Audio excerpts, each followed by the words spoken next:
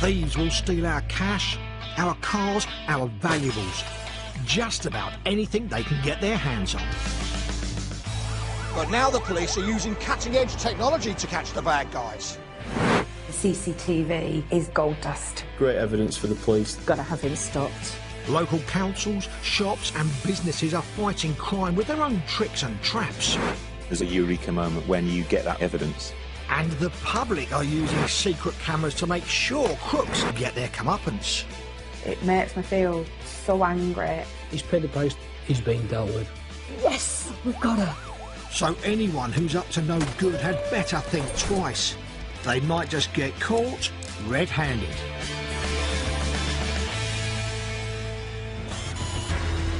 Today, a burglar who doesn't care whose flat he's breaking into. My drawers were wide open.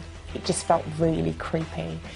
I almost felt like there was a presence in there. But the villain made a serious mistake because Andrea is a criminologist and knows a thing or two about catching thieves. Also today, just after Christmas, a callous intruder raids a pub and plunders its storeroom without a thought for anyone else. Young bar manager Liam is left feeling he's the guilty one. It was just horrific, to be fair. I just can't believe I didn't hear anything at all. And a sports car driver slams on his brakes suddenly and for no reason at all. So the innocent woman in the van behind can't avoid hitting him. It's exactly what the sports car driver wanted, because this is no accident. This is crash for cash. To be a lone female in a tunnel and being shouted at is not a nice situation to be in.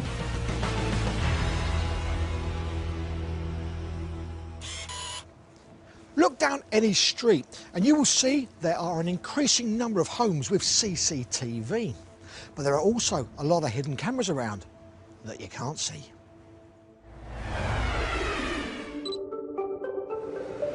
The London Borough of Croydon. Home to criminology lecturer Andrea. She lives in a block of flats with her teenage son, who goes to a nearby college. I live in a nice neighbourhood. We do kind of look out for each other, and if anything does happen, we all come out in support. And when one day Andrea's neighbours complained about someone smoking in the communal hallway, their landlord sent round some men to secretly install a camera disguised as a smoke alarm to help him catch the culprit.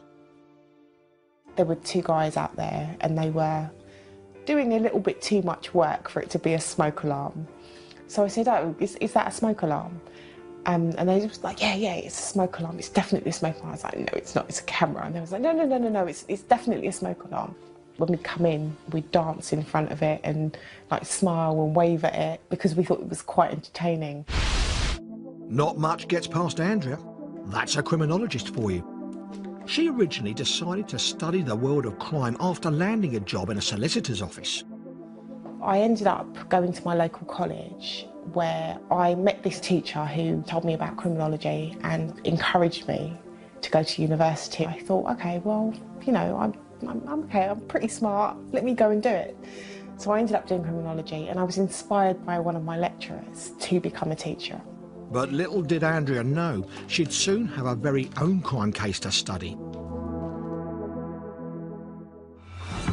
It's 10 AM on a weekday, and while Andrea is out teaching about crime at college, there's a burglar trying to break into her home. Even though Andrea's door is reinforced, he doesn't give up. 20 minutes later, he's in, and along with an accomplice, looting her possessions. At college, Andrea is in the middle of teaching, and normally mobile phones are banned in class. I was quite shocked when my own phone started ringing. I made a bit of a joke at first, and I said, yeah, that's one of you lot's phone, I'm not gonna tell you again, and we all chuckled about it. But the laughing stops when Andrea finds it's her son calling to tell her they've been burgled. I just felt my legs buckle. I felt as if I just didn't get it. It was almost as if somebody had kind of taken my breath away and I just didn't know what else to do. Andrea races to her house, dreading what she will find. I just don't remember the car journey home. I was still quite dazed, so I was quite glad that my neighbour was there. She records the scene of devastation on her phone. I just thought, well, what's gone on here? Because they took the whole door off, including the frame. It was an awful feeling. This is my home, this is where I live, and I love it here. And somebody's come in and they've taken that feeling of warmth, my community feeling, away from me because I felt like this was no longer my home. A large television is missing from the lounge, and that's not all. A laptop that my previous employer had given me had gone, and it had lots of memories on it. As Andrea walks into her bedroom, her heart sinks.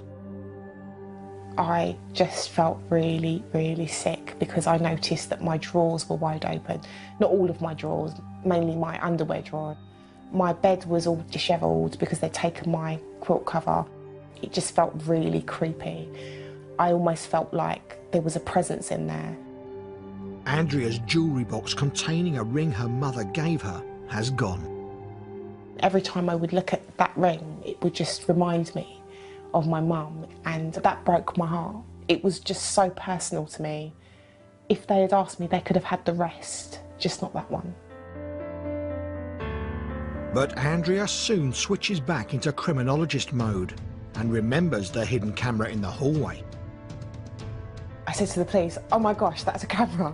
He said, "What's a fire alarm?" So I said, no, it's a camera. It's actually a camera. Look." He was like, "Well, where's the lens?" I said, "Look, it's right there." And I showed him. He said, "Okay, who's got the footage?" I said, "My landlord's got the footage. I'm going to phone them." Andrea's vigilance proves to be a breakthrough. The police get hold of the footage and can't believe their eyes. The burglar is caught in the act, and so is his accomplice.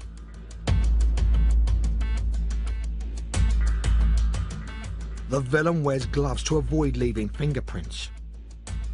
The camera shows how he checks no one's around that can hear him break in. He uses a crowbar to try to lever open Andrea's sturdy front door. DCI Mick Neville from the Met's forensic image team realises he's dealing with an experienced thief.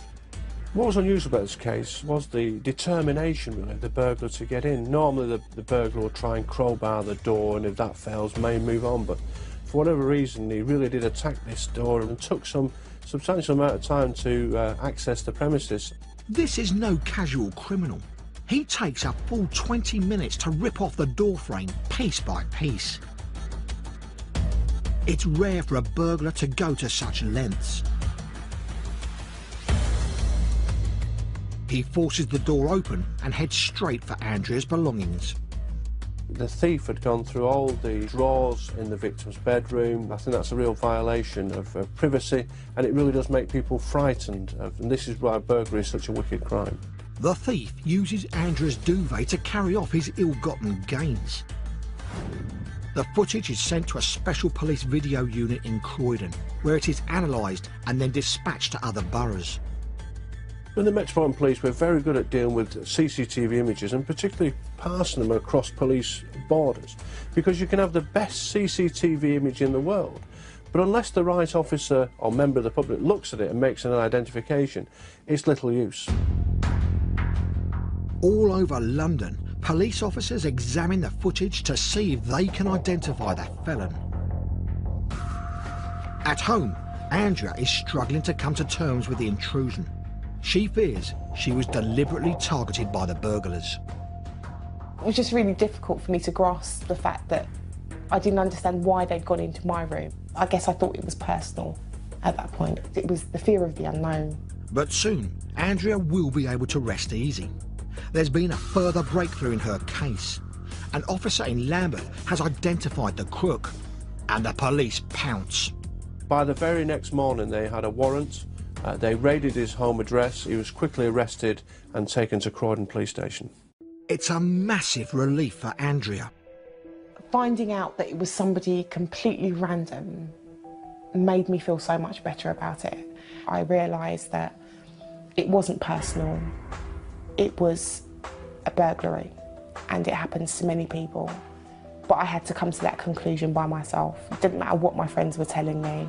I had to feel it for myself. In court, The man pleaded guilty to burglary and admitted to 18 other offences. His sentence? 4 years in prison. His accomplice pleaded guilty to trespass and theft and received a youth rehabilitation order. Andrea, working out that the smoke alarm was nothing of the sort and telling the police it was a hidden camera, was vital in cracking the case. Without that CCTV evidence, it's very unlikely that the suspect would have been ever arrested. But just that chance of the camera there really did enable us to catch a quite prolific burglar. With the thief safely behind bars, Andrea's been able to move on with her life. Oh my God, oh my God. And regard that traumatic time as a valuable learning opportunity. It gave me an insight into the experience of the victims of crime, and I guess in a sense it enabled me to teach that particular subject better to my students.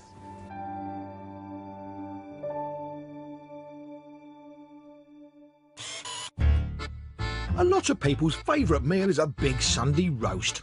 Looks like this fella agrees. But if this rather juddery CCTV footage is anything to go by, his eyes are a little bit bigger than his belly.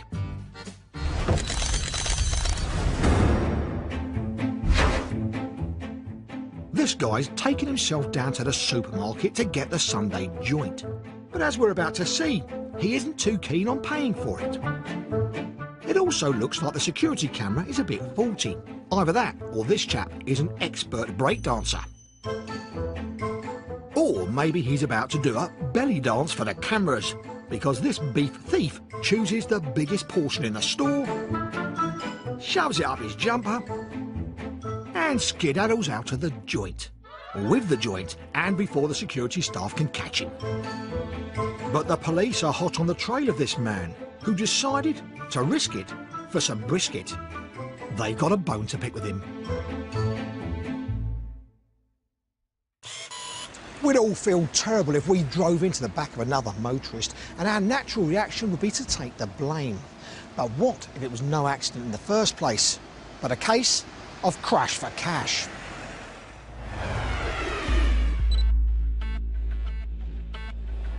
The City of London Police Headquarters is in the centre of the capital.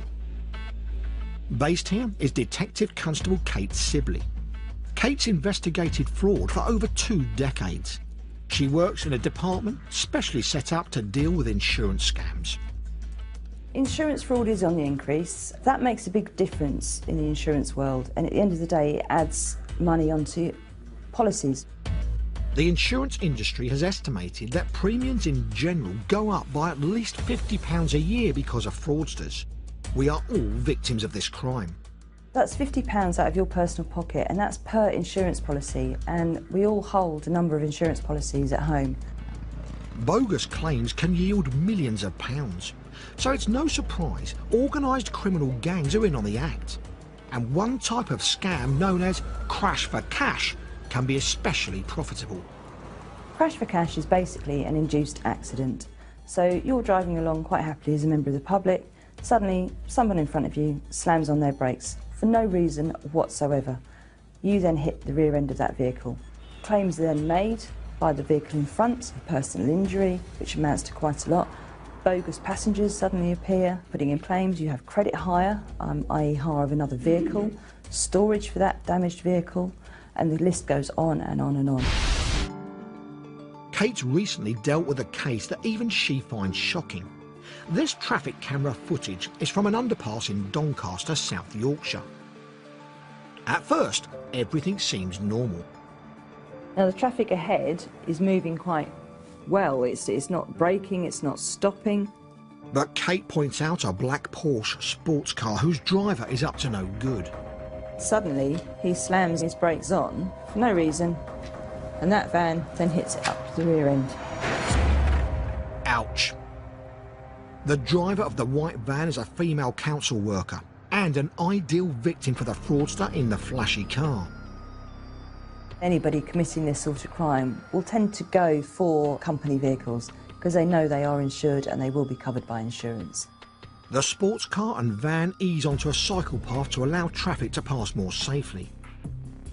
Then the man gets out and aggressively blames the totally innocent van driver for the collision. The victim kept getting shouted at by the driver, "Didn't you see the brake lights? Didn't you see the brake lights?" And she felt quite intimidated by him because he was putting the entire blame on her when it wasn't her fault. And I think she believed it wasn't her fault. She knew it wasn't her fault. But to be a lone female in a tunnel and being shouted at by a Porsche driver is not a nice situation to be in. Surprisingly, the sports car isn't as badly damaged as the woman's van, which has a cracked radiator. So the driver sets about wrecking his own car some more. Saying he wants to get away from the bend in the road, he careers into the tunnel wall, scraping it along the concrete. Unbelievable. The driver of the Porsche stopped and she said to him, "What are you doing?" And he said, "You've knackered my steering. My steering's knackered because of when you hit me in the rear end of the vehicle." The crook in the car takes the van driver's details and then makes a rapid exit, miraculously overcoming his knackered steering. But little does he realise, the entire incident has been caught on camera. And this is why it's so important, these cameras, that it could be seen that this car was drivable. He was driving it perfectly fine out of the tunnel. Soon after he gets home, the sports car scammer starts a sizable insurance claim and sends the van driver's insurers an engineer's report and photos of his car. It now looks like it's been hit by a 10-ton truck, and surprise, surprise, it's a write-off. That does not compare to that.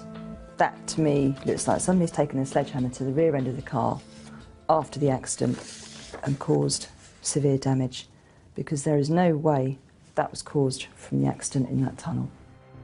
The fraudster also sends a £22,000 bill for hiring a replacement vehicle, even though his doctor's report states he can't drive because he's so badly injured. But thanks to Kate and her camera evidence, the swindler in the sports car is about to get a crash course in justice. The suspect was summoned to court and he decided to plead not guilty, so he was sent to the Old Bailey for trial. But on day one of the trial, he decided to plead guilty to the charges put before him. And at a later hearing, he was ordered to pay the insurance company £34,000 in compensation and more than £7,500 prosecution costs. The fraudster was sentenced to 6 months in jail, suspended for 2 years, and 140 hours of unpaid work in the community. To us, it was a good result. Everything was stacked against him. He didn't really have a leg to stand on. His sneaky scam to get banged in the back ended up with him being banged to rights.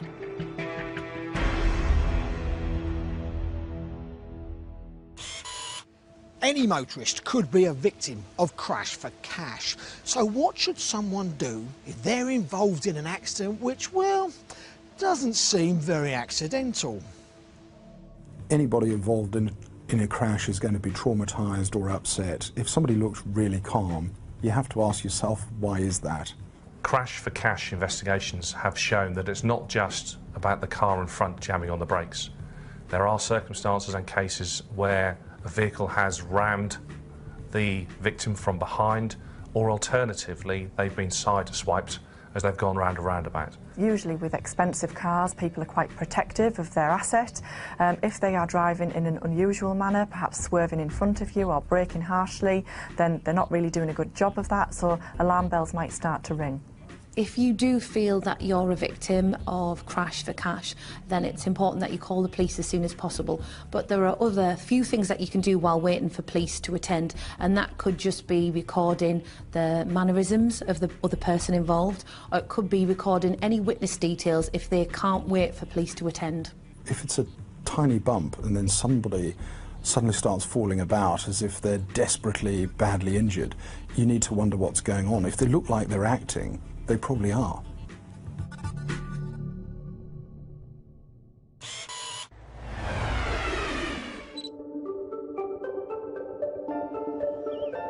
The Horse and Jockey pub in Pontypool has served thirsty locals for hundreds of years. Its latest owner is experienced landlord Leighton, who also has another pub close by. I've been in the pub trade all my life, and a second pub was a challenge that I wanted to take on, and when it was the horse and jockey that came up, it was certainly something that I wanted to look into. It's been a personal favourite of mine since I was old enough to frequent the premises. I'm led to believe it's a 15th century building. We've got our resident ghost, apparently. Leighton hired a barman, Liam, who lives above the pub. Liam isn't scared of ghosts, and when Leighton asked him to become manager of the Horse and Jockey, he jumped at the chance. We sat down and we had a chat, and he said, would you like to go up as manager? So I said, yeah, well, I'll have a go. He's given me a massive opportunity and massive responsibility of the pub. It's nice to live upstairs. It's just walk down the steps and you're in work. But Liam's managerial career almost fell at the first fence. It all starts with a somewhat weary Liam waking up at around 10 AM on New Year's Day after a big pub party the previous night. My girlfriend was upstairs with me, so she said, oh, can you go and get my handbag? Liam goes downstairs to fetch the handbag she left next to the till, but it isn't there. I was like, your handbag's not behind the bar, there's nowhere to be seen. She was like, well, I left there last night. They both go downstairs to look. She came around and said, your fire exit's open. And my stomach sunk a little bit. I was like, shouldn't be. Before going to bed, Liam had checked the fire exit and shut all the windows. But now 2 of the back windows are open. I just felt physically sick. Of all days, New Year's Day, we just got broken into. I was just going through my head, just thinking, what do I do, what do I do? He checks the pub's CCTV recording. As I was going through it, went to daylight, more or less. So I was like, surely no one could come in here in the daylight. Next thing I see, the guide's out the back. Liam phones his boss to break the news. The first things was to make sure that Liam was okay, because it's not a good experience to go through. And then it was jump in the car and just get up here. Everything's racing through your mind thinking what's been stolen and what's been damaged. When Leighton arrives, Liam tells him the pub's storage units have been ransacked. A considerable amount of food, stock, spirits, wines, ciders had gone. Liam's bedroom window looks over the storage units. Knowing he slept through the burglary has hit him hard. I just can't believe I didn't hear anything at all. I was like, I've just taken this role on. I think the responsibility is too much for myself, so to be honest, I was just going to call it all a day. It's hurt me that bad. It was just horrific, to be fair. It's a serious blow so early in Liam's pub management career. His girlfriend is also shell-shocked. Her expensive handbag had been one of her favourite presents on Christmas Day. She was so upset. She had about £200 worth of makeup in there, and for a Christmas present to be gone 5 days after you've had it ain't nice. Leighton knows the burglary has knocked Liam's confidence, but is convinced they can find the intruder. After alerting the police, he calls an IT expert friend, James, and asks his advice. It was a shock because I'd been there the night before for New Year's Eve and seen what a great success it was. James rushes round to the pub and closely examines the footage. I saw the perpetrator drive in initially with a dark coloured vehicle. The burglar enters the car park at 7:50 AM. The CCTV cameras only record when they sense motion, and they pick the man up a few moments later in the backyard. He's arrived with the largest pair of bull crops I've seen in a long time. The intruder seems to know what he's doing. He was very careful not to make a noise. The way he used his head to stable the cold storage door. But the thief makes a crucial error.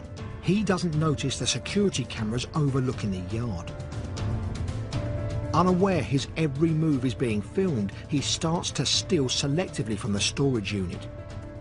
He clearly knew what he was looking for. He bypassed the chicken nuggets in order to go for the quite exotic foods. The thief then raids the second storage unit, taking more valuable stock. The cost price to us, around £1,500 worth of food alone. It was a massive loss to us as a new business, trying to get our name out there.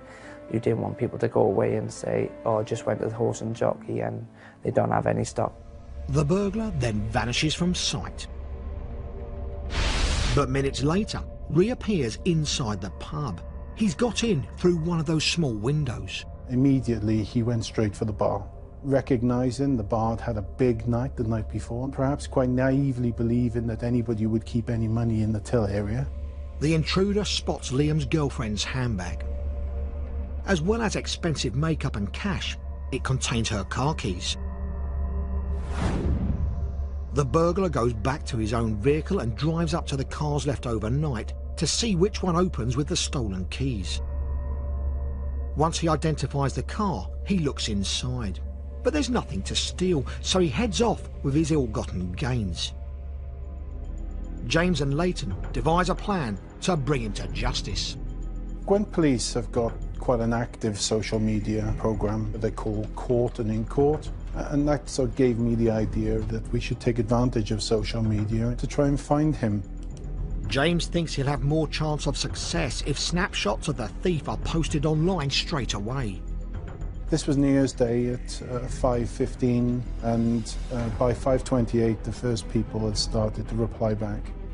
Soon there's an avalanche of messages identifying the burglar. The online feedback was incredible. By that night we'd had more than 100 posts, mainly giving the same name. The phone didn't stop, and it didn't stop the next day, and it was just going and going and going. The police have the man's name, but the burglar becomes aware of the online campaign and goes into hiding. It was only a matter of time before the police caught up with him. The suspect is finally found a few weeks later in a nearby town and arrested. For Liam, still haunted by the burglary happening while he's in charge, it's a big relief. Really good feeling. It was always playing on your mind just in case he came back. And now he's arrested. It's quite a weight lifted off the shoulders. In court, the thief pleaded guilty to a number of crimes, including the burglary at the Horse and Jockey. He was sentenced to 7 months in prison.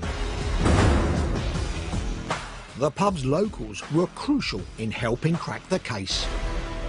You can go around believing that you live in a nice place, but it's not until something like this happens. It sort of brings out the best in communities. And there's more good news. Despite his early setback, Liam's decided to continue holding the reins at the Horse and Jockey. I just had a sit down with my boss. We just had a chat, and I thought, I do want to make sure everything's perfect, and I promise you it won't happen again.